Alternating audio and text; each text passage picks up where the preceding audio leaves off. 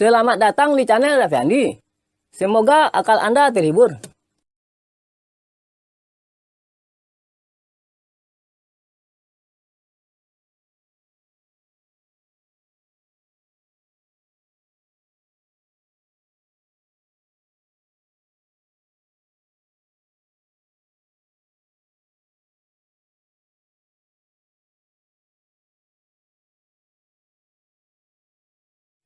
Anda mungkin sudah mengetahui bahwa cita-cita perjuangan pergerakan kemerdekaan Indonesia adalah negara Indonesia yang merdeka, bersatu, berdaulat, adil, dan makmur.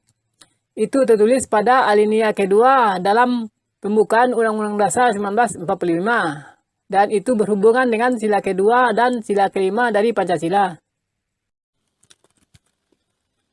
Negara tidak berdaulat jika negara dibajak oleh etnis mayoritas, para pengusaha, partai politik, dan orang asing.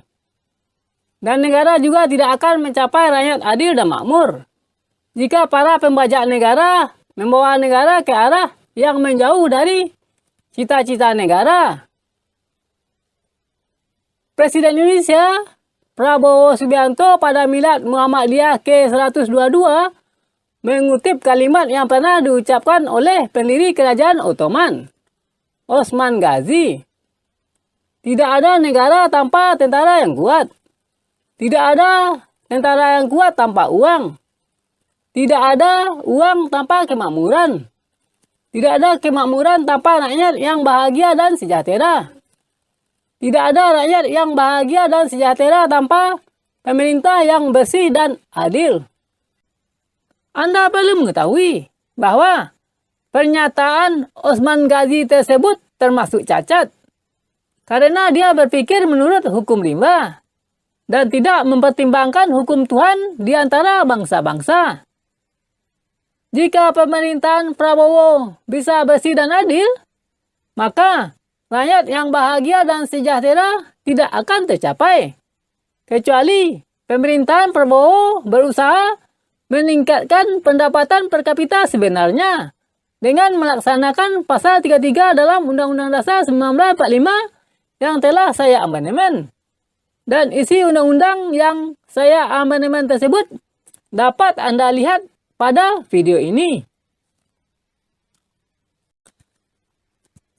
Pada masa Presiden Soeharto, pasal 33 dalam Undang-Undang Dasar 1945 tidak dilaksanakan secara murni dan konsekuen karena syarat berutang yang dibuat oleh pemerintahnya dengan pihak asing. Pada masa sekarang, anggota DPR mungkin juga tidak akan mau membuat undang-undang untuk melaksanakan pasal 33 dalam Undang-Undang Dasar 1945 karena sekitar 60% anggota DPR adalah para pengusaha. Dan mereka atau pendukungnya adalah orang-orang yang akan dirugikan jika pasal 33 dalam Undang-Undang Dasar 1945 tersebut dilaksanakan. Dan itu menunjukkan bahwa mereka adalah orang-orang yang mementingkan diri mereka sendiri dan para pemilihnya, dan tidak mementingkan seluruh rakyat provinsi dan seluruh rakyat negara.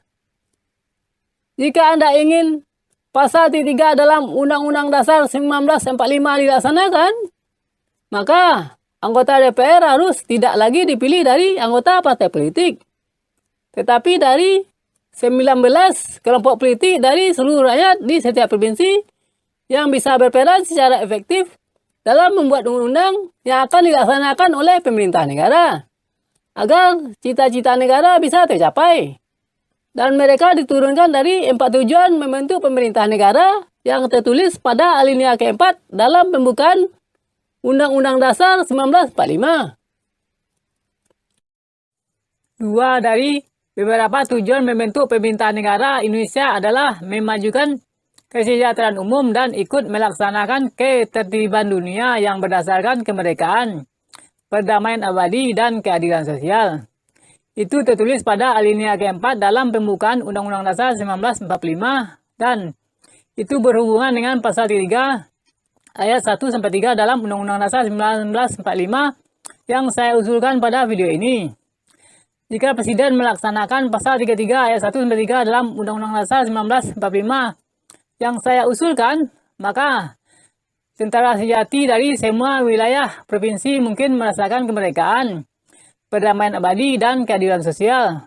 Dan jika Presiden mengkhianati pasal 33 ayat 1-3 dalam Undang-Undang Dasar 1945 sebelum diamandemen, maka tentara sejati dari semua wilayah provinsi mungkin merasakan penjajahan, pertengkaran abadi, dan ketidakadilan sosial.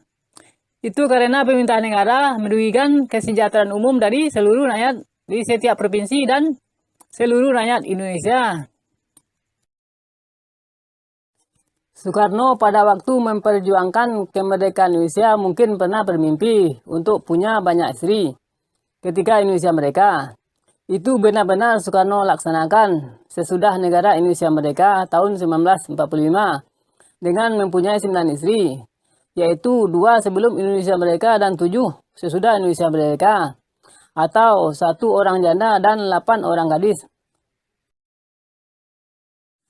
Soekarno mungkin merasa bisa bersikap adil kepada semua istri-istrinya, tetapi Soekarno tidak mungkin menciptakan masyarakat adil dan makmur jika BP UPKI tidak memasukkan kata provinsi dalam pasal 33 Undang-Undang Dasar 1945. Atau Soekarno dan para anggota DPR salah mendefinisikan pemilik BUMN dan pemilik BUMD serta bidang usaha BUMN dan BUMD, sehingga Soekarno salah asli dalam memajukan kesejahteraan umum dan melaksanakan sila kelima dari Pancasila. Itu terlihat dari masih ada usaha milik swasta yang seharusnya menjadi BUMN atau BUMD, dan sekarang usaha tersebut mencaplok bidang usaha BUMN lainnya yang seharusnya menjadi BUMD dari suatu provinsi. Saya pernah menonton film dokumenter tentang kisah Muhammad Hatta yang mengirim surat kepada Soekarno untuk memberantas korupsi yang banyak terjadi pada masa pemerintahan Soekarno dari tahun 1945 sampai tahun 1966. Namun, Komisi Pemberantasan Korupsi Republik Indonesia mulai didirikan tahun 2002. Korupsi tersebut mungkin saja dalam bentuk usaha agar Soekarno atau para menterinya menyeleweng dalam melaksanakan pasal 33 dalam Undang-Undang Dasar 1945, dan itu tentu akan menghambat tercapainya masyarakat adil dan makmur. Karena penyelewengan terhadap pasal 33 dalam Undang-Undang Dasar 1945 akan menghambat pertumbuhan BUMN dan BUMD, sehingga merugikan kesejahteraan umum dari seluruh rakyat provinsi dan seluruh rakyat Indonesia. Pada hakikatnya, pendapatan BUMN Indonesia adalah pendapatan bersama untuk seluruh rakyat Indonesia. Karena itu, BUMN pantas diberi hak monopoli oleh seluruh rakyat Indonesia. Sedangkan pendapatan BUMD provinsi adalah pendapatan bersama untuk seluruh rakyat provinsi. Karena itu, BUMD pantas diberi hak monopoli oleh seluruh rakyat provinsi. Jika Anda tidak setuju untuk memberi monopoli kepada BUMN dan BUMD, maka Anda mungkin orang yang serakah, tidak berjiwa sosial, keturunan asing, anti Undang-Undang Dasar 1945 dan anti Pancasila. Jika Anda anti Pancasila, maka Presiden Joko Widodo pernah berkata, siapa yang tidak menerima Pancasila sebagai ideologi, maka pindah saja ke negara lain. Soekarno, Muhammad Hatta, para mahasiswa, pemuda terdidik, tentara sejati, dan rakyat saling bekerja sama untuk mewujudkan kemerdekaan Indonesia. Dan mereka tidak mementingkan dirinya sendiri, tetapi mereka mementingkan nasib seluruh rakyat dari etnisnya dan nasib seluruh rakyat Indonesia pada masa yang akan datang. Perlu diketahui bahwa Soekarno dan Muhammad Hatta adalah 2 orang sarjana, tetapi mereka memilih untuk tidak bekerja dengan penjajah dari luar negeri atau asing demi alinea kedua dan 4 pada pembukaan Undang-Undang Dasar 1945. Kemudian sesudah Indonesia merdeka pada akhir tahun 1957 dengan tujuan untuk mengembalikan Provinsi Papua ke Indonesia, Soekarno mulai menasionalisasi perusahaan milik keturunan Cina, Belanda, dan asing di Indonesia. Perusahaan hasil nasionalisasi dibajak oleh militer. Bahkan Jenderal A.H. Nasution tidak mau menyerahkan pengelolaannya kepada negara.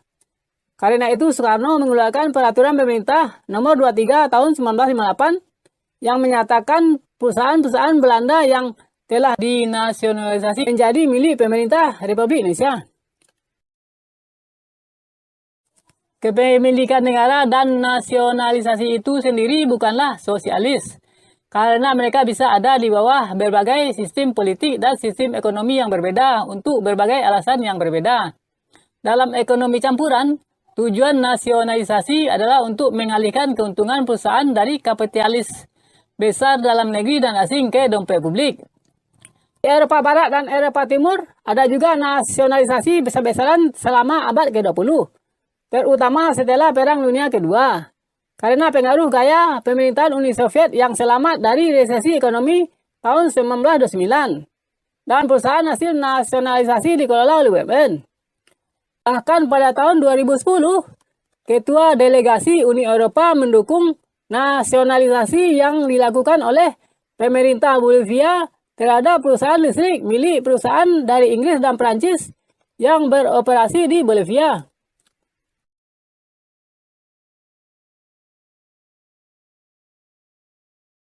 Karena bukan BUMN dan BUMD yang menguasai sumber ekonomi di Indonesia sesudah nasionalisasi pada akhir tahun 1957, maka beberapa pengusaha keturunan Cina mulai mendekati tentara seperti Soeharto. Nasib jelek menimpa seluruh rakyat Indonesia, yaitu ketika Soeharto berkuasa. Karena pada masanya, Pasal 3 ayat 1-3 dalam Undang-Undang Dasar 1945 juga tidak dilaksanakan dengan tepat selama 32 tahun. Bahkan sesudah Soeharto diberhentikan oleh rakyat pada tahun 1998, tetapi dia mendahulunya dengan mengundurkan diri. Beberapa pengikut Soeharto mengubah pasal 33 ayat 1-3 dalam Undang-Undang Dasar 1945 menjadi 5 ayat, di mana ayat ke-4 dan ke-5 bisa atau mungkin membatalkan ayat 1-3 dalam Undang-Undang Dasar 1945, sehingga masyarakat adil dan makmur tidak mungkin akan tercapai lagi jika seluruh rakyat provinsi dan seluruh rakyat Indonesia diam saja. Bagaimana jika mindset intelijen begini? Jika kita mendukung pelaksanaan pasal 33 ayat 1-3 dalam Undang-Undang Dasar 1945, maka kita takut dimusuhi oleh pengusaha swasta yang menjadi politikus.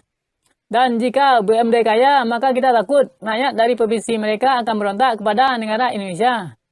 Salah mindset intelijen, maka salah pula aksi intelijen. Padahal, satu di antara tugas-tugas intelijen adalah untuk mendukung pelaksanaan pasal-pasal konstitusi dalam Undang-Undang Dasar 1945.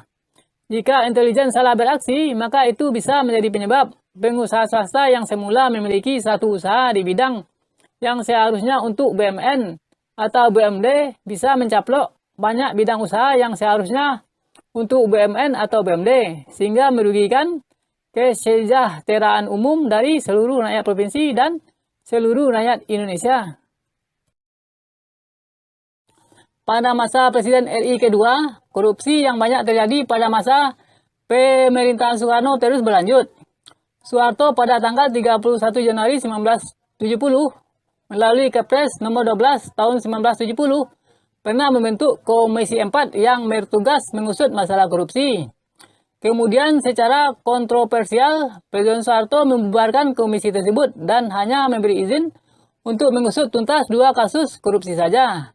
Reaksi Soeharto tersebut mungkin karena dia takut bahwa orang-orang yang dekat dengannya akan diseret ke pengadilan jika komisi tersebut tidak dibubarkan, atau demi alasan lainnya. Soeharto sebagai Presiden Indonesia kedua juga tidak bisa mengambil jalan untuk menuju rakyat adil dan makmur. Dan itu bisa dimengerti, karena Soeharto hanya seorang lulusan SD, atau para menterinya mengira bahwa mereka sedang membawa Indonesia kepada rakyat adil dan makmur. Jika beberapa menteri di sekeliling Soeharto memanfaatkan keSD-an Soeharto untuk memakmurkan anak-anaknya dengan membiarkan bidang usaha yang seharusnya dimonopoli oleh BUMN dan BUMD menjadi bidang usaha anak-anaknya, teman-temannya, orang asing, dan pendukung-pendukungnya dari Partai Golkar dan ABRI yang menguasai pemerintah dan DPR pada waktu itu, maka mereka telah mengkhianati alinea keempat dan pasal 33 dalam Undang-Undang Dasar 1945 dan sila kelima dari Pancasila. Bahkan menteri dari Soeharto pernah mencekal secara politik dan ekonomi terhadap beberapa jenderal dan aktivis pelaku petisi 50 yang mengkritik Soeharto dalam melaksanakan Pancasila pada Mei tahun 1980. Perilaku Soeharto sebelum menjadi presiden mempengaruhi sikap dan tindakan Soeharto pada waktu menjabat sebagai Presiden Republik Indonesia kedua. Dalam buku Asian Godfather disebutkan, Soeharto pernah bekerja sampingan dengan 2 orang pengusaha, yaitu Tay Kan Seng dan Liem Siu Leong, sebelum dia menjadi presiden. 2 orang inilah yang mungkin mempengaruhi Soeharto pada saat dia berkuasa. Kemudian mungkin saja ditiru oleh beberapa pejabat tinggi ABRI, gubernur, bupati, dan wali kota di Indonesia, yaitu dengan menjalin hubungan yang saling menguntungkan dengan para pengusaha swasta atau private. Dan mereka menghambat tumbuhnya BUMD dan BUMN tanpa mereka sadari. Kebiasaan menteri, gubernur, bupati, dan wali kota pada rezim Soeharto berlanjut sesudah Soeharto berkuasa selama 32 tahun. Itu terlihat dari 12 menteri, 22 gubernur, dan 135 bupati, wali kota, dan wakilnya telah ditangkap oleh KPK di 25 provinsi sejak era reformasi tahun 1998 sampai tahun 2021. Mereka lebih memprioritaskan swasta atau private daripada BUMN dan BUMD atau publik. Jika sudah begitu, maka sudah tentu pula mereka telah merugikan publik dari seluruh rakyat provinsi dan seluruh rakyat Indonesia. Karena mereka membolot dari memajukan kesejahteraan umum atau publik dan menghambat tercapainya masyarakat adil dan makmur di negara Indonesia. Jika dilihat dari pasal 33 ayat 1 sampai 3 dalam Undang-Undang Dasar 1945 dan sila kelima dari Pancasila. Jika Anda melihat kepada semua partai politik sekarang pada tahun 2023, maka beberapa petinggi partai politik adalah mantan petinggi dari Partai Golkar yang menikmati kekuasaan Soeharto kemudian membentuk partai baru.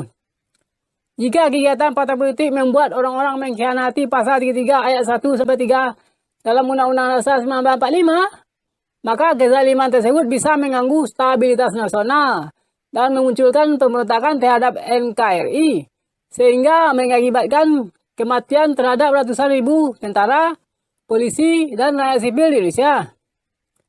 Anda tentu sudah mengetahui bahwa partai politik dilarang 1. Melakukan kegiatan yang bertentangan dengan Undang-Undang Dasar Negara Republik Indonesia tahun 1945 dan peraturan perundangan, atau 2. Melakukan kegiatan yang membahayakan keutuhan dan keselamatan negara kesatuan Republik Indonesia. Larangan tersebut tertulis pada pasal 40 ayat 2 Undang-Undang Parpol nomor 2 tahun 2008.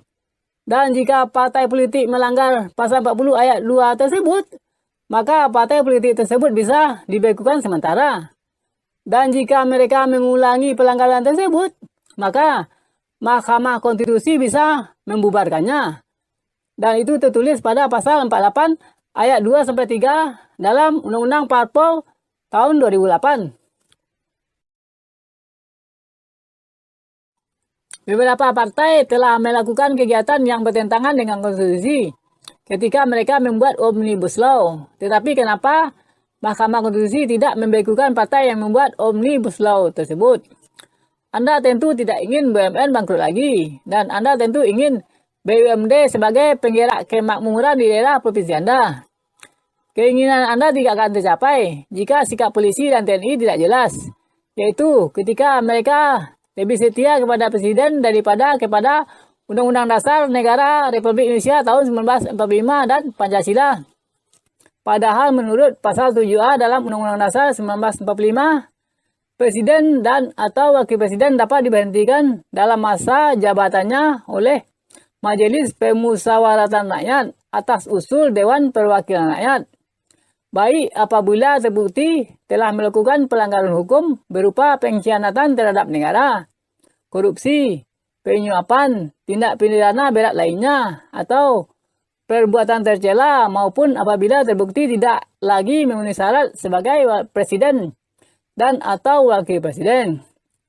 Perlu diketahui bahwa pemberhentian Soeharto sebagai presiden oleh rakyat dan diikuti dengan Orde Reformasi sejak tahun 1998 sampai Presiden Jokowi sekarang tahun 2022, tampaknya juga tidak akan menuju masyarakat adil dan makmur. Itu karena kegagalan para presiden dan anggota DPR dalam mendefinisikan pemilik dari BUMN dan BUMD serta bidang usahanya secara tepat dalam Undang-Undang BUMN dan Undang-Undang BUMD. Jika dilihat kepada alinea 4 pada pembukaan Undang-Undang Dasar 1945, Pasal 33 ayat 1 sampai 3 dalam Undang-Undang Dasar 1945 dan sila kelima dari Pancasila, sehingga ada hak-hak BUMN dikuasai oleh pengusaha swasta, hak-hak BUMD dikuasai oleh pengusaha swasta dan BUMN, dan hak-hak usaha kecil dikuasai oleh pengusaha swasta besar.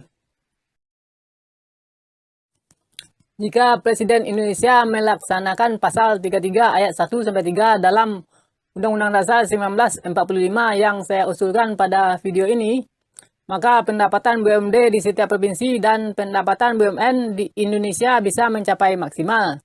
Karena bidang usaha BUMD provinsi dan BUMN Indonesia tidak akan ada yang dikuasai oleh pengusaha swasta dan asing. Jika Presiden Indonesia melaksanakan Pasal 33 ayat 1 sampai 3 dalam Undang-Undang Dasar 1945 yang saya usulkan pada video ini, maka pendapatan per kapita yang terjadi adalah pendapatan per kapita sebenarnya dan bukan pendapatan per kapita semu. Dan itu otomatis bisa mewujudkan keadilan sosial bagi seluruh rakyat Indonesia. Pekerjaan Presiden Jokowi dan para menterinya bisa memaksimalkan atau meminimalkan pendapatan BUMD di setiap provinsi dan pendapatan BUMN Indonesia dari melaksanakan atau tidak melaksanakan Pasal 33 ayat 2-3 dalam Undang-Undang Dasar 1945 yang saya usulkan pada video ini. Pernyataan tersebut mengingatkan saya kepada perkataan Johnny G. Plate berikut ini. Pemerintahan terpusat agar jalan pemerintahan lebih efektif. Perlu diketahui bahwa arti efektif dalam KBBI adalah ada pengaruhnya atau dapat membawa hasil. Jika pengaruh perbuatan Jokowi dan para menterinya menyebabkan etnis dari beberapa provinsi di Indonesia ingin mereka dari pemerintah Indonesia jika tidak diperangi oleh TNI dan polisi, maka sudah tentu perbuatan mereka tidak efektif. Perlu diketahui bahwa guna senjata dalam agama Islam adalah untuk menegakkan keadilan. Dan jika seorang TNI atau polisi menggunakannya untuk menghalangi keadilan, maka ingatlah 3 hal berikut ini. 1. Jika seorang TNI menghalangi keadilan, maka itu berarti dia mengkhianati sumpah prajurit TNI.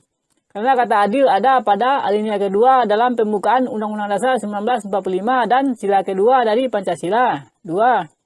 Jika seorang TNI atau polisi menghalangi keadilan, maka dia adalah orang yang zalim dan sekaligus mengkhianati NKRI.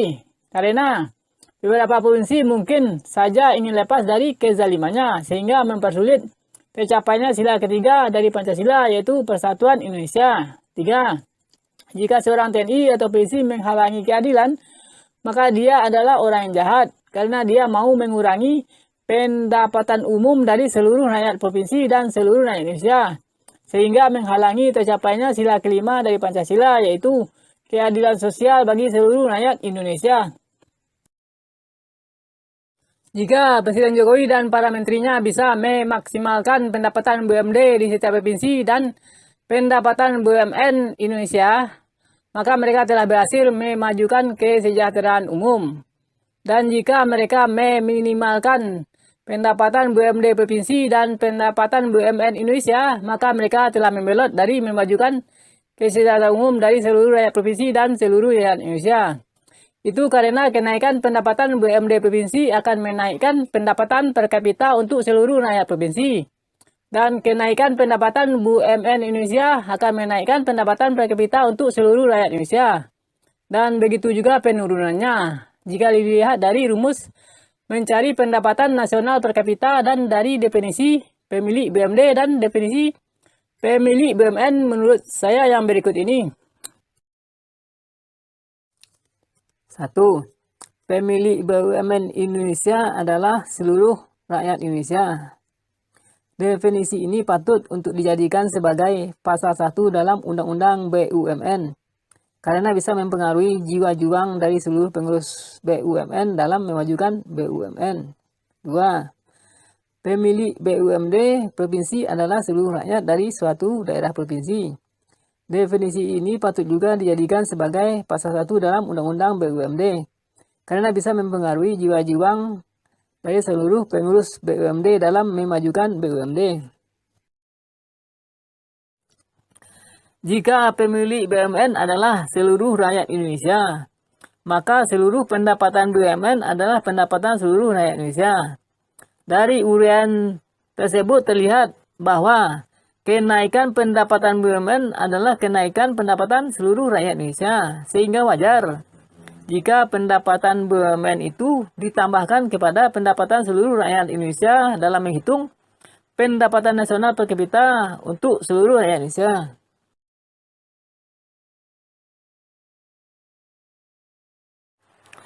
Jika pemilik BUMD adalah seluruh rakyat dari suatu provinsi, maka seluruh pendapatan BUMD adalah pendapatan seluruh rakyat dari suatu provinsi. Begitu juga dengan kenaikan pendapatan BUMD yang adalah kenaikan pendapatan seluruh rakyat dari suatu provinsi. Sehingga wajar pula jika pendapatan BUMD itu ditambahkan kepada pendapatan seluruh rakyat dari suatu provinsi dalam menghitung pendapatan regional per kapita untuk seluruh rakyat dari suatu provinsi. Perbuatan Presiden Soekarno yang mengubah perusahaan perkebunan milik pengusaha keturunan Cina, Belanda, dan asing lainnya menjadi milik pemerintah RI menyebabkan Soekarno dan para menterinya lupa menggarap sumber pendapatan negara bukan pajak yang lain dari pasal 33 dalam Undang-Undang Dasar 1945 sebelum diamandemen. Dan sekarang sumber pendapatan tersebut menghasilkan banyak uang oleh pengusaha swasta. Kemudian pengusaha swasta tersebut menggunakannya untuk mencamplok bidang usaha BUMN dan BUMD lainnya. Padahal seharusnya PTPN adalah BUMD provinsi, sehingga BUMD tersebut bisa menjadi lokomotif pertumbuhan ekonomi provinsi. Seperti seorang pengusaha swasta yang mempunyai satu perusahaan di bidang yang seharusnya menjadi usaha BUMN atau BUMD. Kemudian dia dan keluarganya bisa mempunyai ratusan perusahaan untuk menyejahterakan seluruh anggota keluarganya. Di negara yang mementingkan kesejahteraan umum dari seluruh rakyat provinsi, BUMD perlu memonopoli dalam bidang sumber daya alam tambang, perkebunan besar dan pabriknya, produksi kebutuhan pokok skala besar, air minum, kayu, bank tanah, properti dan real estate, ekspor barang dari usaha BUMD, distributor daerah dari usaha BUMN, pasar daerah, supermarket, rumah sakit, dan hotel besar. Menurut saya, semua perusahaan penangkap ikan skala besar, semua PTPN di Indonesia, semua perusahaan perkebunan swasta dan pabriknya, dan perusahaan tambang milik negara dan swasta harus menjadi BUMD di mana PTPN dan perusahaan tambang tersebut berada. Karena itu bisa meningkatkan pendapatan per kapita sebenarnya dari provinsi di mana BUMD tersebut berada. Dan bisa juga sebagai lokomotif pertumbuhan ekonomi untuk masing-masing provinsi tersebut.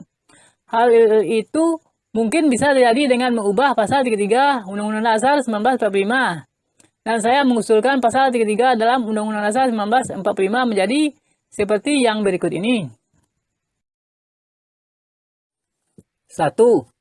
Perekonomian Indonesia disusun oleh pemerintah provinsi dan pemerintah negara berdasarkan atas azas kekeluargaan, dengan mendahulukan pendapatan bersama bagi seluruh rakyat provinsi dan seluruh rakyat Indonesia daripada pendapatan koperasi dan pribadi. 2. Bumi, air, dan kekayaan alam yang terkandung di dalamnya dikuasai oleh negara dan digunakan oleh BUMD provinsi untuk memakmurkan seluruh rakyat provinsi. 3. Cabang-cabang produksi yang penting bagi perekonomian negara dan yang menguasai hajat hidup orang banyak harus dimonopoli oleh BUMN untuk menimbulkan rasa adil dan meningkatkan pendapatan per kapita sebenarnya bagi seluruh rakyat Indonesia. Saya berpendapat bahwa maksud dari azas kekeluargaan pada pasal 33 ayat 1 dalam Undang-Undang Dasar 1945 adalah dengan menganggap negara dan provinsi sebagai keluarga. Karena itu, negara harus mempunyai pendapatan bersama selain pajak untuk menyejahterakan seluruh rakyat negara dengan mendirikan BUMN. Dan provinsi juga perlu mempunyai pendapatan bersama selain pajak untuk menyejahterakan seluruh rakyat provinsi dengan mendirikan BUMD di setiap provinsi di Indonesia. Contohnya, jika Provinsi NTT tidak punya SDM untuk menambang emas, maka Antam bisa menolong dengan mengajarkan caranya.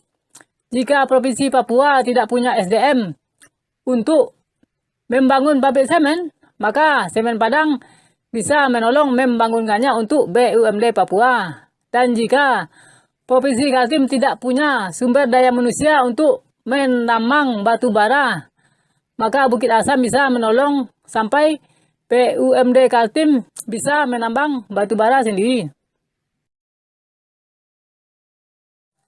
Jika bidang usaha BUMN dan BUMD dikuasai oleh pengusaha swasta dan asing, maka kerugian negara dan Pemda provinsi bukan hanya rugi pendapatan dan kesejahteraan rakyat, tetapi juga rugi paten terhadap produk yang akan negara dan Pemda provinsi ciptakan. Jika bidang usaha BUMN dan BUMD tidak dikuasai oleh pengusaha swasta dan asing. Jika BUMN dan BUMD memiliki hak paten terhadap sesuatu, maka mungkin saja mereka membolehkan setiap orang untuk mengetahui dan mengembangkannya untuk kepentingan masyarakat, walaupun tidak selalu begitu.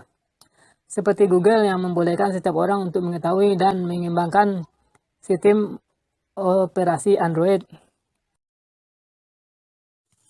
Perlu diketahui bahwa PLN mau menggratiskan listrik dan Telkom mau memberi kuota gratis pada masa pandemi karena mereka adalah BUMN. Jika perusahaan perkebunan dan tambang di setiap provinsi menjadi BUMD, maka rakyat di setiap provinsi tidak akan merasa kesulitan pada masa pandemi. Karena Pemda provinsi punya pendapatan rutin untuk membiayai lockdown. Kerugian rakyat yang lain adalah kerugian terperangkap karena pengusaha swasta menjadi politikus juga, sehingga beberapa keputusan yang mereka ambil seolah-olah agar kita tidak mungkin lagi untuk melaksanakan pasal 33 ayat 1-3 dalam Undang-Undang Dasar 1945 sebelum diamandemen. Kecuali anggota BIN bidang ekonomi ingin pasal 33 ayat 1-3 dalam Undang-Undang Dasar 1945 dilaksanakan dan rakyat tidak mau lagi memilih pengusaha swasta untuk menjadi wakilnya di DPR dan menjadi presiden, walaupun ditawari uang. Jika perusahaan tambang dan perkebunan menjadi BUMD, maka BUMN bisa berusaha monopoli di selainnya. Perlu diketahui bahwa BUMN di luar negeri biasa memiliki monopoli alami dalam rangka menghasilkan pendapatan bersama untuk seluruh rakyat di negaranya.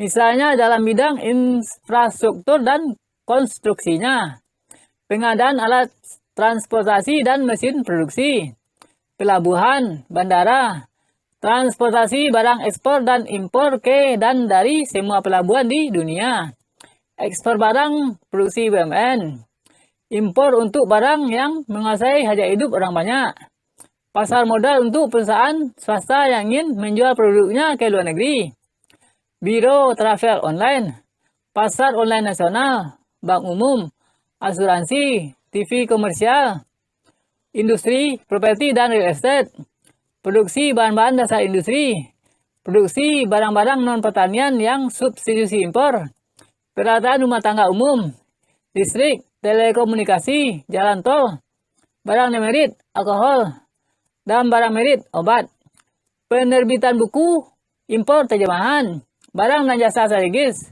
seperti senjata, kantor pos dan distributor nasional, dan layanan usaha berskala nasional atau menguasai hajat hidup orang banyak. Semua yang saya sebutkan di atas adalah cabang-cabang produksi yang penting bagi perekonomian negara dan yang menguasai hajat hidup orang banyak, tetapi pada umumnya dikuasai oleh pengusaha swasta dan asing. Padahal usaha-usaha tersebut pantas dimonopoli oleh BUMN untuk menjadi pendapatan bersama bagi seluruh rakyat Indonesia. Pembiaran hal tersebut merupakan penyimpangan terhadap pasal 33 ayat 2 dalam Undang-Undang Dasar 1945 sebelum diamandemen dan sila kelima dari Pancasila. Dan itu telah terjadi sejak zaman Soekarno tahun 1945 sampai 1966 sampai zaman Joko Widodo tahun 2014 sampai tahun 2024. Mereka punya kesempatan untuk menciptakan masyarakat adil dan makmur. Tetapi mereka membelot dari memajukan kesejahteraan umum tanpa mereka sadari. Pengertian umum dalam kesejahteraan umum akan saya bahas dalam video saya selanjutnya dengan judul KBBI dan Undang-Undang BUMN tidak sinkron dengan sila kelima dari Pancasila. Bahkan Menteri BUMN berkata pada akhir Juni tahun 2021, dipastikan BUMN tidak akan melakukan monopoli. Pernyataan tersebut seolah-olah menunjukkan Erick Thohir adalah orang yang disusupkan oleh pengusaha swasta ke dalam kabinet Joko Widodo untuk menjadi Menteri BUMN dalam rangka membatasi pergerakan BUMN. Padahal BUMN di luar negeri biasa melakukan monopoli alami untuk menjadikannya sebagai sumber pendapatan bersama untuk seluruh rakyat di setiap negara yang memiliki BUMN tersebut. Dan sikap anti-monopoli pada hal tersebut adalah perbuatan korup jika dilihat dari ekonomi sosialis dan ekonomi Islam. Pernyataan Erick Thohir tersebut muncul mungkin karena Erick Thohir adalah pengusaha swasta, sehingga terjadi konflik kepentingan dalam mengelola BUMN. Padahal dalam Undang-Undang BUMN tahun 2003 ada juga pasal yang membahas tentang konflik kepentingan, tetapi tidak menyentuh kepada Menteri BUMN. Para ilmuwan sosialis berpendapat bahwa menyerahkan milik publik atau pendapatan publik atau milik seluruh warga negara atau pendapatan seluruh warga negara atau milik seluruh rakyat dari suatu provinsi atau pendapatan seluruh rakyat dari suatu provinsi menjadi milik pribadi atau pendapatan pribadi atau swasta adalah tidak sah, eksploitasi dan penghalang untuk pembangunan ekonomi lebih lanjut oleh pemerintah negara untuk seluruh warga negara dan pemerintah provinsi untuk seluruh rakyat dari suatu provinsi. Sekarang halangan tersebut sudah tampak, misalnya pemerintah negara dan pemerintah provinsi sering mengikuti keinginan pengusaha swasta dalam pembangunan ekonomi karena pengusaha swasta telah menjadi pejabat pemerintah. Pemerintah seperti tidak punya daya memaksa pengusaha swasta untuk melaksanakan pasal 33 ayat 1 sampai 3 dalam Undang-Undang Dasar 1945 sebelum diamandemen. Pemerintah tidak bisa lagi mengendalikan nilai kurs karena pengusaha swasta menguasai banyak devisa dari usaha yang seharusnya menjadi usaha BUMD atau BUMN. Pasar modal dikelola oleh swasta karena pemerintah tidak mau mengelola pasar modal sesuai dengan pasal 3 dalam Undang-Undang Dasar 1945. Saham BUMN masuk pasar modal karena pejabat pemerintah ingin mengubah milik publik menjadi milik pribadi. Biaya kuliah mahal karena sumber pendapatan bersama dari BUMN dan BUMD dikuasai oleh pengusaha swasta. Pasar oleh nasional dikuasai oleh swasta karena pemerintah negara tidak berjiwa nasionalis. Industri properti dan real estate dikuasai swasta karena BUMD tidak memonopoli bank tanah. Pemerintah lebih memilih swasta dalam konstruksi daripada koperasi seluruh rakyat Indonesia dan koperasi seluruh rakyat provinsi karena pemerintah tidak mendukungnya dalam mendistribusikan pekerjaan sesudah BUMN dan BUMD. Garuda Indonesia hampir bangkrut karena keagresifan Lion Air memperbanyak pesawatnya. 2 pabrik kertas dari BUMN telah bangkrut karena pemerintah membolehkan pengusaha swasta membangun pabrik kertas dan pemerintah tidak punya uang untuk mengembangkan BUMN dan BUMD. Bahkan pemerintah mau menjual pembayar utang atau sumber cash flow kepada pengusaha swasta dalam negeri dan asing. Misalnya penjualan jalan tol di Sumatera dan Jawa kepada pengusaha swasta dan asing. Itu mengingatkan saya kepada kata-kata Hotman Paris berikut ini. Secara de jure tidak ada jual putus aset, tetapi secara de facto sebenarnya sama saja jual aset. Itu karena pemerintah akan takut untuk menghentikan perpanjangan kontrak dengan pengusaha swasta dalam negeri dan asing tersebut jika kontraknya telah habis untuk menjaga citra di mata investor asing. Uang rupiah yang didapatkan oleh pengusaha asing dari berusaha di jalan tol akan mereka ubah menjadi uang dolar untuk kepentingan negara mereka. Padahal uang dolar tersebut bisa digunakan oleh pemerintah untuk membayar utang dan membiayai impor. Bidang usaha penghasil dolar lainnya adalah perkebunan dan pertambangan. Namun kedua usaha tersebut banyak juga yang dikuasai oleh pengusaha swasta dan asing. Pada tahun 2017, menurut data BPS dan Kementerian Perindustrian, ekspor dari perkebunan kelapa sawit menghasilkan devisa sebesar 239 triliun. Sedangkan ekspor yang dari pertambangan batu bara menghasilkan devisa sebesar 150 triliun rupiah. Ironinya, dolar tersebut lebih banyak menjadi pendapatan pengusaha swasta daripada jadi pendapatan BUMN. Bahkan menurut data OJK tahun 2016, jumlah lahan perkebunan sawit milik swasta lebih besar daripada perkebunan milik negara, yaitu perkebunan negara sebesar 755.787 hektar. Sedangkan perkebunan swasta sebesar 6.153.277 hektar. Pada tahun 2017, Said Didu yang pernah menjadi sekretaris BUMN berkata, BUMN menguasai tambang hanya 5%.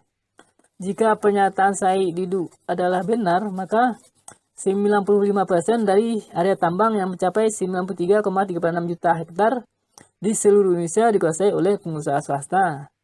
Dan mungkin tidak ada dari BUMD. Usaha pertambangan bisa menghasilkan dolar untuk jangka waktu tertentu. Sedangkan usaha perkebunan bisa menghasilkan dolar untuk jangka panjang dan berkelanjutan. Bahkan pada masa pandemi, kedua usaha tersebut adalah usaha yang tetap berjalan. Seolah-olah pandemi tidak berpengaruh kepada kedua usaha tersebut. Itu menunjukkan bahwa usaha tersebut pantas menjadi usaha BUMD untuk membiayai rakyat pada masa susah atau pandemi. Dan pemerintah provinsi seharusnya memanfaatkan masa booming usaha pertambangan tersebut untuk memakmurkan seluruh rakyat provinsi atau publik provinsi dan tidak menyerahkannya kepada pengusaha pribadi untuk memakmurkan keluarga pengusaha pribadi atau pengusaha swasta tersebut. Tujuan pengembangan usaha pariwisata di setiap negara adalah untuk mendapatkan devisa sebanyak-banyaknya. Sedangkan tujuan penyerahan pengelolaan jalan tol, bandara, hotel, rumah sakit, dan pasar online nasional kepada asing oleh pemerintah Indonesia bisa mengurangi devisa sebanyak-banyaknya. Itu karena uang rupiah yang didapatkan oleh pengusaha asing dari usaha tersebut akan mereka ubah menjadi uang dolar untuk kepentingan mereka. Jika pemerintah berpikir menurut konstitusi dan secara optimal, maka pemerintah akan berusaha mendapatkan devisa sebanyak-banyaknya dan mengurangi pelarian devisa ke luar negeri sebanyak-banyaknya dengan usaha BUMN, BUMD, koperasi seluruh rakyat provinsi, koperasi seluruh rakyat Indonesia, dan swasta dalam negeri. Perlu diketahui bahwa guna devisa atau mata uang asing adalah untuk membayar utang negara, membiayai impor, dan mengendalikan nilai kurs rupiah oleh pemerintah atau Bank Indonesia. Coba bayangkan jika sumber penghasil devisa dari pertambangan dan perkebunan dikuasai oleh BUMD, maka siklus kenaikan harga minyak goreng setiap tahun mungkin tidak akan terjadi, dan mereka tentu akan mau menyimpan devisa yang mereka hasilkan di dalam negeri. Tetapi jika dikuasai oleh swasta, maka negara tampaknya seperti menghadapi negara lain. Coba pikirkan jika sumber pengeluaran devisa dari impor dan jasa asing dikuasai oleh BUMN. Dan BUMN bisa pula memproduksi barang-barang substitusi impor yang menguasai hajat hidup orang banyak. Kedua hal di atas bisa menyebabkan pemerintah atau Bank Indonesia lebih percaya diri dalam mengendalikan nilai kurs rupiah atau nilai mata uang rupiah. Perlu diketahui bahwa penurunan nilai kurs rupiah karena banyaknya devisa mengalir ke luar negeri akan menaikkan beberapa harga barang yang bahan bakunya berasal dari impor. Sehingga itu bisa mempengaruhi hajat hidup orang banyak di Indonesia. Salah satu penyebab krisis moneter tahun 1998 adalah pengusaha swasta. Selainnya adalah pasar modal terbuka. Perlu diketahui bahwa pasar modal terbuka juga menjadi penyebab kepada krisis ekonomi di Amerika Serikat pada tahun 1929 dan menjadi pendukung kepada krisis moneter di Indonesia pada tahun 1998. Ketika itu pengusaha swasta banyak mengalirkan devisa ke luar negeri untuk membayar utang mereka. Sehingga mata uang rupiah anjlok dari Rp2.380 per 1 dolar pada Agustus 1997 menjadi Rp16.650 per 1 dolar pada Juli 1998. Kebanyakan dari utang swasta tersebut dengan perkiraan bayar dari ekspor yang menghasilkan dolar Amerika Serikat dan penjualan dalam negeri yang menghasilkan rupiah dengan harapan bisa ditukar dengan dolar. Tetapi ketika cadangan devisa di Bank Indonesia tahun 1998 sebesar 14,44 miliar dolar Amerika Serikat tidak cukup untuk membayar cicilan utang ditambah bunganya, maka terjadilah penurunan nilai mata uang rupiah, kemudian diikuti oleh penurunan harga saham, sehingga akhirnya terjadi krisis moneter 1998.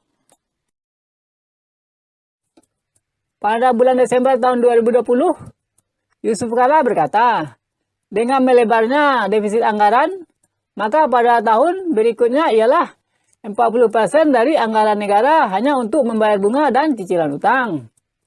Jika pendapatan negara dalam APBN tahun 2020 adalah Rp2.233,2 triliun, maka sekitar Rp893,28 triliun adalah untuk membayar bunga dan cicilan utang.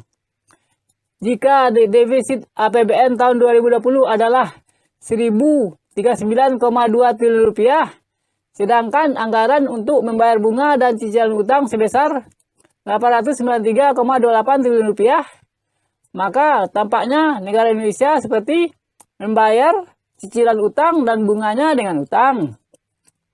Jika utang luar negeri dari negara Indonesia sampai tahun 2020 adalah sekitar 417,53 miliar dolar Amerika Serikat atau sama dengan Rp5.978 triliun dengan kurs Rp14.300 per dolar Amerika Serikat, dan PDB tahun 2020 sebesar Rp15.434,2 triliun, maka rasio utang terhadap PDB tahun 2020 pada harga berlaku adalah 38,73%.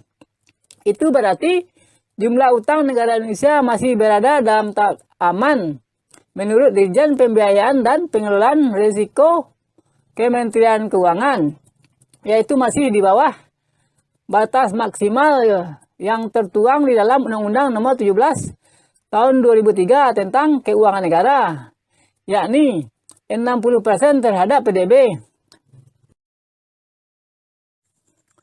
Jika pemerintah melihat rasio utang negara dengan PDB, maka dalam PDB ada juga pendapatan orang asing dan perusahaan asing di Indonesia, dan pendapatan pengusaha swasta korup yang seharusnya menjadi pendapatan BUMN dan BUMD.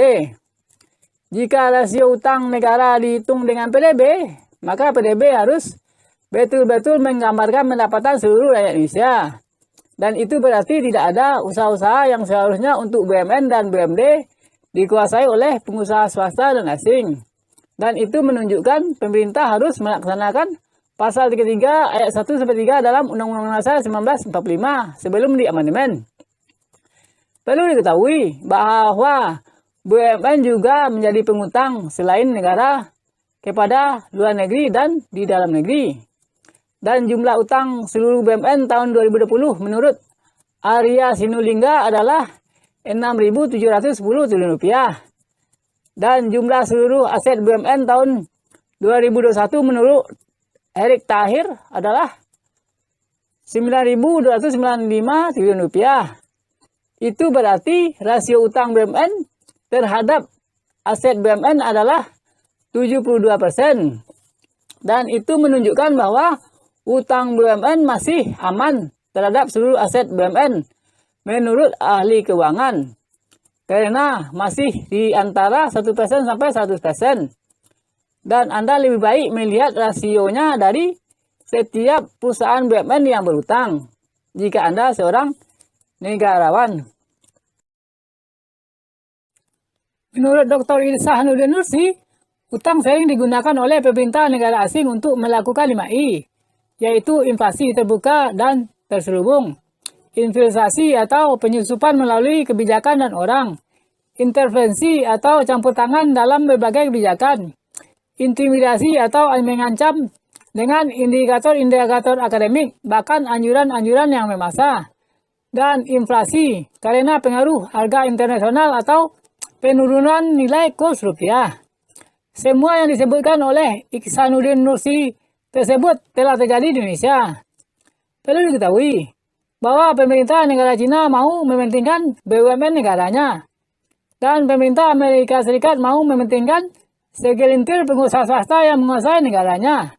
Dan jika pemerintah Indonesia tidak boleh mementingkan negaranya untuk mewujudkan keadilan sosial bagi seluruh Indonesia, maka negara Indonesia telah terjajah atau tidak independen lagi karena pengaruh syarat-syarat berutang kepada asing dan syarat-syarat investasi oleh asing.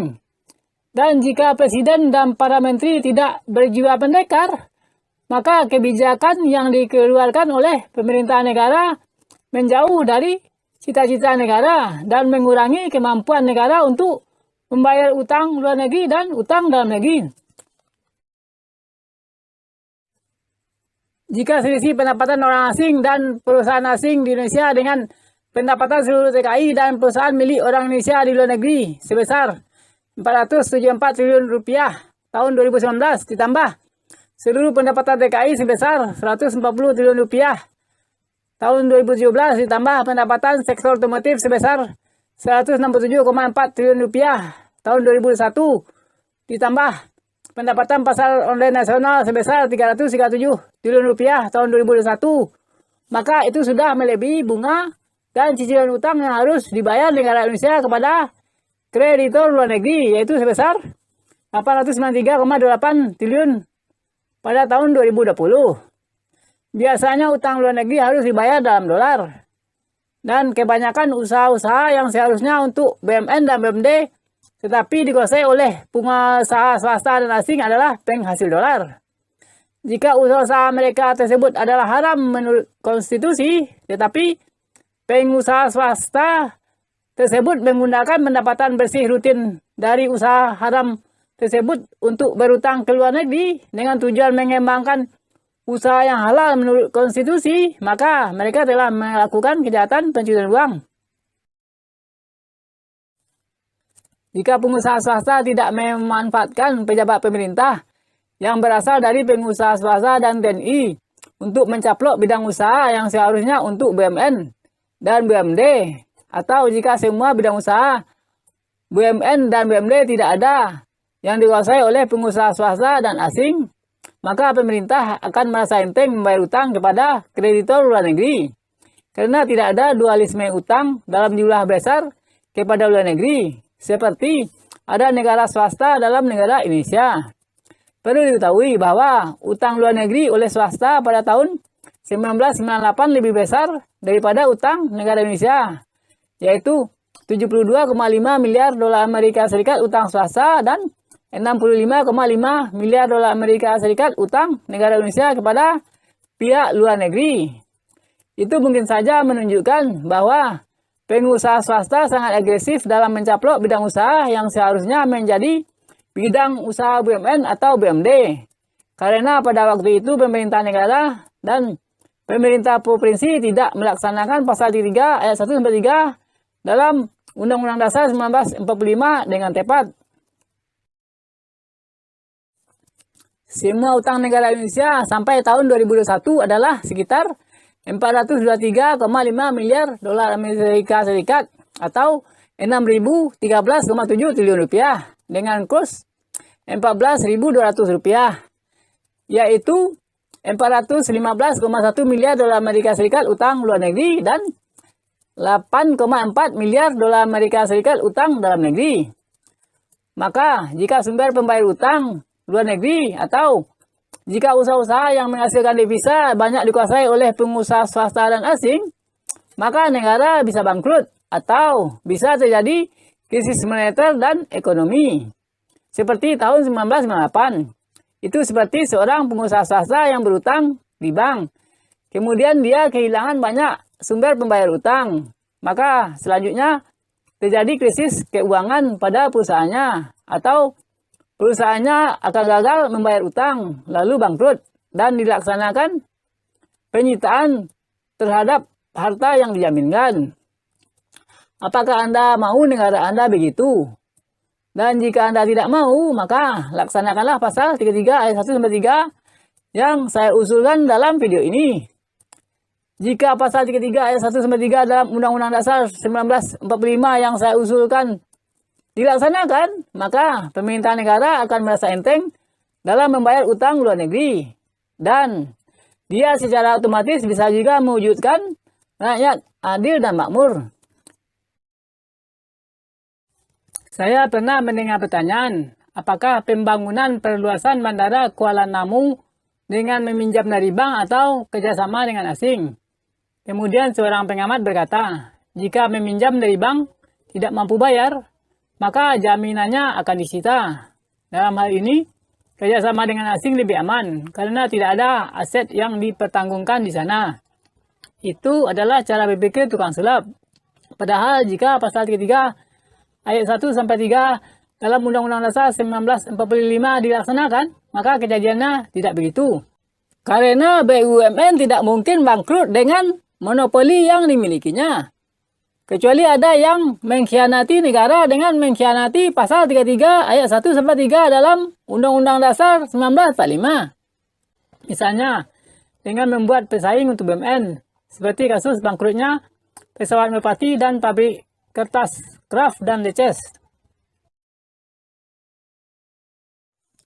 Kecuali bidang TV komersial dan surat kabar nasional demi freedom of speech, boleh BUMN diberi pesaing dengan TV Koperasi Seluruh Rakyat Indonesia dan surat kabar Koperasi Seluruh Rakyat Indonesia.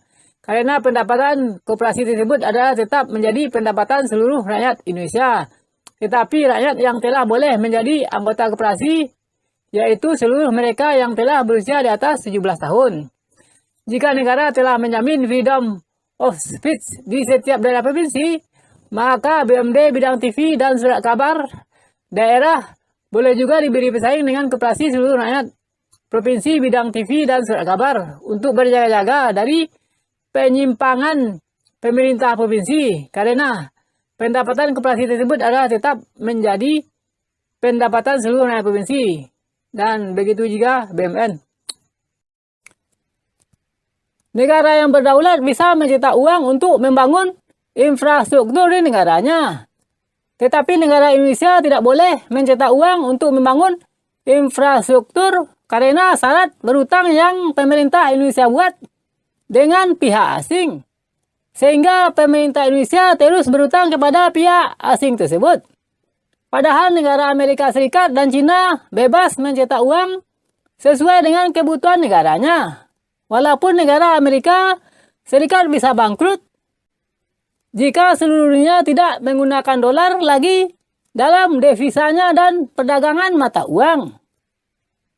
Jika negara Indonesia membangun infrastruktur dengan mencetak uang secara ketat dan terkendali, seperti yang pernah dilakukan negara Cina, maka jika semen dibeli dari BUMN, besi dibeli dari BUMN, aspal dibeli dari BUMD, batu bata dibeli dari BUMD dan rakyat, dan kebutuhan lainnya dibeli dari BUMN dan BUMD, kemudian uang yang diterima oleh BUMN dan BUMD disimpan pada bank milik BUMN dan BUMD, maka inflasi yang disebabkan olehnya mungkin bisa terkendali. Orang-orang yang anti Undang-Undang Dasar 1945 dan anti Pancasila akan menyebut orang-orang sosialis sebagai komunis. Padahal ciri khas komunisme adalah anti agama dan penghapusan kepemilikan pribadi atas tanah. Jika Anda membenci komunis, maka negara komunis seperti Cina adalah negara yang sering mengalami pertumbuhan ekonomi di atas 10%. Dan itu karena pendapatan BUMN dari sumber daya alam bisa digunakan untuk meningkatkan pertumbuhan ekonomi secara maksimal. Tetapi karena ada politikus yang serakah dan tidak berjiwa sosial di negara Cina, maka sekarang negara Cina sedikit menganut ekonomi campuran, yaitu tidak seperti negara Indonesia yang makin liberal. Jika negara Cina melaksanakan pasal 33 ayat 1-3 dalam Undang-Undang Dasar 1945, maka ekonomi negara Cina akan bisa menjadi lebih makmur. Karena ekonomi campuran yang negara Cina anut menyebabkan sebagian pendapatan bersama berubah menjadi pendapatan pribadi. Misalnya, pendapatan Alibaba di Cina sebesar 16,65 miliar dolar Amerika Serikat atau 203,1 triliun rupiah pada tahun 2019 adalah pendapatan pribadi dan bukan pendapatan BUMN Cina.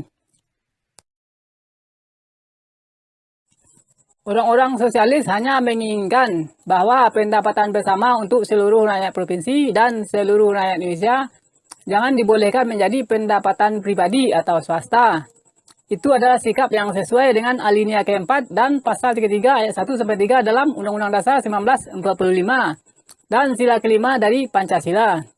Jika pemerintah membolehkan pendapatan bersama menjadi pendapatan pribadi atau swasta, maka pemerintah telah melakukan perbuatan korup.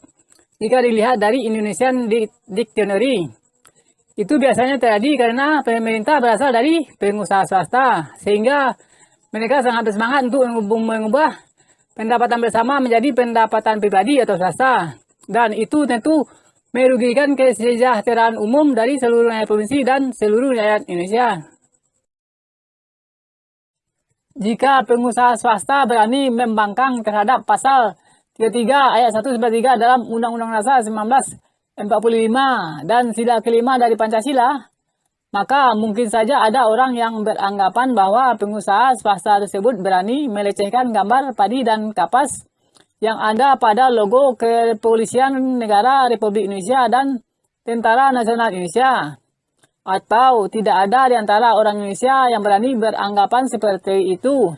Karena pengusaha swasta dilindungi oleh penjabat pemerintah yang berasal dari pengusaha swasta dan pensiunan TNI dan polisi.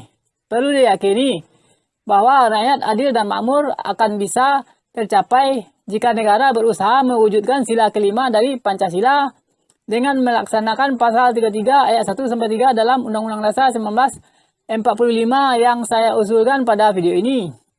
Pasal 33 ayat 2 dan 3 dalam Undang-Undang Dasar 1945 yang saya usulkan pada video ini bisa menciptakan rakyat adil dan makmur dari sisi BUMD dan BUMN, yaitu pasal 33 ayat 2 dari sisi BUMD dan pasal 33 ayat 3 dari sisi BUMN. Jika perusahaan penangkap ikan skala besar dikuasai oleh BUMD, maka kelebihan pendapatannya bisa mensubsidi pendapatan nelayan kecil. Jika lembaga sumbangan sosial dikelola oleh BUMD, maka hasilnya bisa melengkapi pendapatan pengangguran dan orang cacat di suatu provinsi. Jika pasar online nasional dikuasai oleh BUMN, maka kelebihan pendapatannya bisa mensubsidi pendapatan pedagang kaki lima. Atau kegiatan BUMN tersebut berpengaruh positif terhadap pedagang kaki lima dan pedagang yang memproduksi barang yang akan dijual di BUMN tersebut. Dan anggota DPR harus menentukan usaha yang pantas menjadi usaha BUMD, BUMN, Koperasi Seluruh Rakyat Provinsi, dan Koperasi Seluruh Rakyat Indonesia. Berdasarkan pasal 33 ayat 1-3 yang telah saya usulkan pada video ini. Jika negara ingin mencapai pendapatan per kapita sebenarnya, atau meningkatkan pendapatan per kapita sebenarnya dari seluruh rakyat provinsi dan seluruh rakyat Indonesia, sehingga hasilnya tampak dalam pembangunan fasilitas umum dan pemerataan pendapatan, dan itu akhirnya bisa mewujudkan rakyat adil dan makmur. Orang-orang sosialis mementingkan seluruh rakyat provinsi dan seluruh rakyat Indonesia, sedangkan para pengusaha swasta yang anti Undang-Undang Dasar 1945 dan anti Pancasila mementingkan dirinya sendiri dan mau merampas pendapatan bersama untuk seluruh rakyat provinsi dan seluruh rakyat Indonesia menjadi pendapatan keluarganya. Kejahatan mereka itu bisa mengganggu stabilitas nasional karena kejahatan mereka merugikan pendapatan seluruh rakyat provinsi dan pendapatan seluruh rakyat Indonesia, sehingga bisa menyebabkan kemiskinan dan pelacuran di mana-mana. Padahal kemiskinan dan pelacuran adalah nasib yang tidak disukai oleh seluruh rakyat Indonesia. Sikap yang tepat dari polisi dan TNI terhadap hal di atas adalah setia kepada sumpahnya.